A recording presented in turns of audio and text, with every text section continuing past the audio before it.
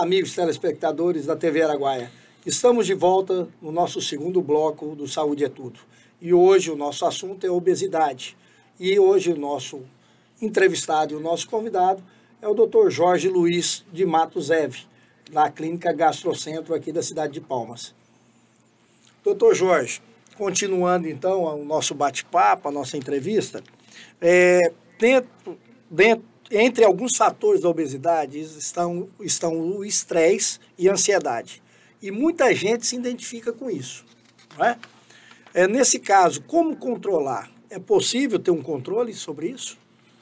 A gente sempre fala que o acompanhamento desse paciente tem que ser multidisciplinar, né? Então, o psicólogo, o psiquiatra, ele tem um papel em ajudar de maneira muito grande alguns pacientes que precisam realmente de um cuidado maior desse aspecto psicológico, a depressão, né? Tudo isso pode influenciar o ganho de peso e tem que ser tratado, né?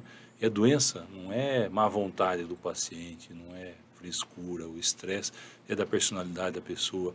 É óbvio, alguns hábitos, por exemplo, a atividade física, né? Pode controlar, de repente, uma questão de estresse menor, eu acho que melhora a qualidade de vida, o cara dorme melhor, ele vai ter uma disposição maior com a atividade física. Mas dependendo do grau de ansiedade, precisa de um medicamento, precisa de um profissional para acompanhar, né? A abordagem tem que ser multidisciplinar. O psicólogo, o psiquiatra, o nutricionista, o educador físico, o endocrinologista, todo mundo ajuda esse paciente. E até mesmo no caso de uma cirurgia bariátrica, né, que nós vamos chegar aqui, logo nós vamos chegar nela, né, que precisa também dessa equipe multidisciplinar, né? Porque a pessoa vai deixar de comer aquilo que ele comia, né, vai reduzir ao máximo, então ele precisa ter um tratamento psicológico também, né, doutor? Sim, ele precisa primeiro ele estar consciente do que vai acontecer com ele. Ele precisa querer, né? Não é uma cirurgia para a mãe levar o filho e forçar ele a fazer. Ele tem que aceitar e querer. Ele tem que aceitar, né? Porque ele tem que fazer a parte dele, né? Tecnicamente, a cirurgia é muito segura, uma cirurgia que, com o advento da videocirurgia, da robótica, a gente consegue uma agressão muito pequena para o corpo desse paciente. Uma cirurgia bariátrica, às vezes, você faz em 50 minutos, 1 hora, dependendo da cirurgia. Só né? Isso, doutor. Então, é uma cirurgia rápida, é uma cirurgia que, muitas vezes, o paciente sai do hospital no dia seguinte, volta à vida normal rápido. Pra você ter uma ideia, né, um paciente com profissional liberal, universitário, com 10 dias ele já está podendo fazer a atividade dele, né? Algumas restrições e tudo. Mas isso foi de um tempo para cá, né, doutor? Sim, quando iniciou, era aberta a cirurgia. Era mais agressiva, era por laparotomia, né? Então, hoje em dia, com pequenos cortezinhos, você entra na cavidade abdominal e faz cirurgia. Às vezes, por endoscopia, você entra pela boca do paciente e sutura o estômago dele, né? Então, você consegue agredir menos.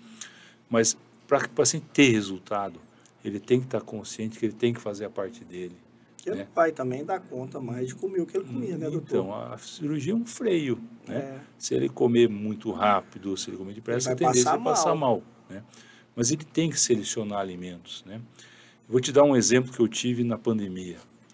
Um senhor que eu havia operado voltou e teve um reganho de peso que eu não conseguia entender.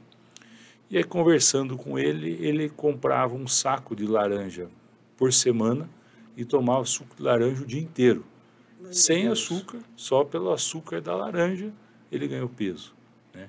Então, laranja tem muito açúcar, tem muito açúcar. Então, o paciente tem que fazer a parte dele, né? Ele não pode burlar a cirurgia, ele tem que se ajudar, né?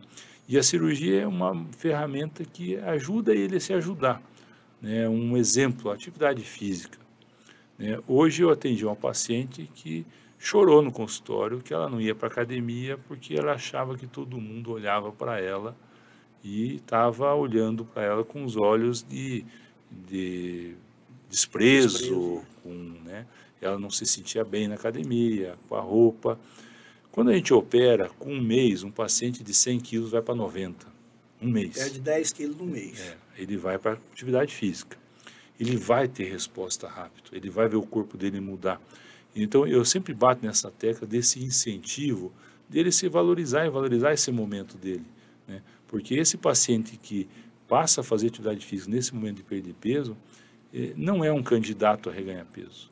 Provavelmente ele vai conseguir manter esse peso na vida dele. Então, esse cuidado na atividade física, mudança de hábito e ter um padrão alimentar saudável é um perfil do paciente que vai ter resultado bom, né? Então, a gente tenta mostrar esse lado. E volto a bater na tecla, você falou muito bem, precisa de uma abordagem multidisciplinar. Não é só o cirurgião que vai orientar esse paciente. O endocrinologista tem um papel fundamental, o psicólogo, o nutricionista, o educador físico, todo mundo em conjunto que vai ajudar esse paciente, né? Ele vai confiar nesses profissionais que vão ajudá-lo, né? E aí ele tem resultado. Certo, certo. Eu lembro, há uns 20 anos atrás, 38, uns 20 anos atrás, eu estava até mais pesado do que eu estou hoje. E eu peguei e falei assim, não, eu tenho que ir. Aí eu passei mal, fui no médico lá em Araguaína, morava em Araguaína, fui num gastro, e ele pegou e simplesmente fez os exames, endoscopia e tal, falou, olha, Naim, você, daqui para frente você só vai poder comer isso aqui, ó. E me deu uma relação lá, um papel. Falei, doutor, mas eu não vou poder comer nada. Falou, não, eu te oriento, procura um nutricionista, até me indicou nutricionista, eu fui e tal. Fui procurando nutricionista e força de vontade, e fiz a dieta. Eu sei que em 4 meses eu perdi 13 quilos. E eu, ao mesmo tempo que eu estava com a nutricionista, eu entrei para a academia, né? E eu entrei gordo e tal, eu lembro que eu saí magro, fino, bem, né? Corpo bem definido e tal, tal. Mas aí depois eu sempre vinha praticando os exercícios. Como eu falei para o senhor, há 2 anos atrás, tive um problema na coluna e eu estou impossibilitado, eu não estou dando conta. Para mim andar 50, 100 metros, eu não dou conta, né? Entendeu? Parece dar um peso nas pernas, né? Então, por isso.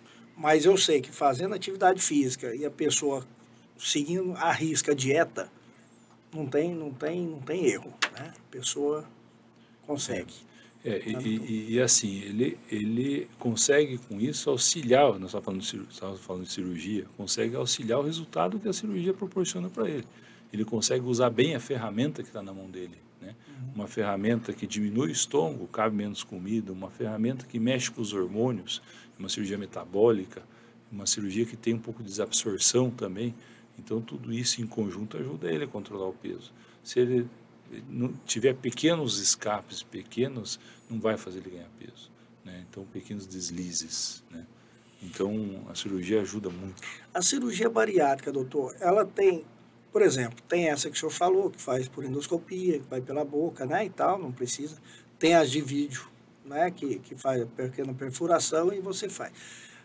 No caso, os tipos de cirurgia bariátrica, então, é essa de vídeo, que faz por vídeo, e tem a que faz por endoscopia, e tem um balão. São essas três maneiras. Vamos deixar bem didático para o pessoal que está nos assistindo. Isso. Assim, a gente tem várias ferramentas. Existem as cirurgias bariátricas. Cirurgias bariátricas são procedimentos feitos dentro do abdômen. Então, a gente vai diminuir o estômago, a gente vai desviar o intestino, a gente vai criar uma mudança na arquitetura e na fisiologia desse trato digestivo por laparoscopia, geralmente. Então, a gente entra com uma câmera dentro do abdômen e faz a cirurgia por pequenos cortes. Então, isso é cirurgia bariátrica. Essa é a bariátrica. Tá. Existe endoscopia bariátrica. Endoscopia bariátrica é feita pela boca. Pela boca. Então, você introduz o aparelho de endoscopia e faz procedimentos. Os aprovados no Brasil é o balão intragástrico, né, que são vários tipos de balão. Que vai também pela boca. Pela boca, né? A gente vai lá dentro do estômago e põe uma bolinha, insufla a bolinha vai ocupar um espaço lá dentro e vai diminuir, né, o espaço residual para receber o alimento.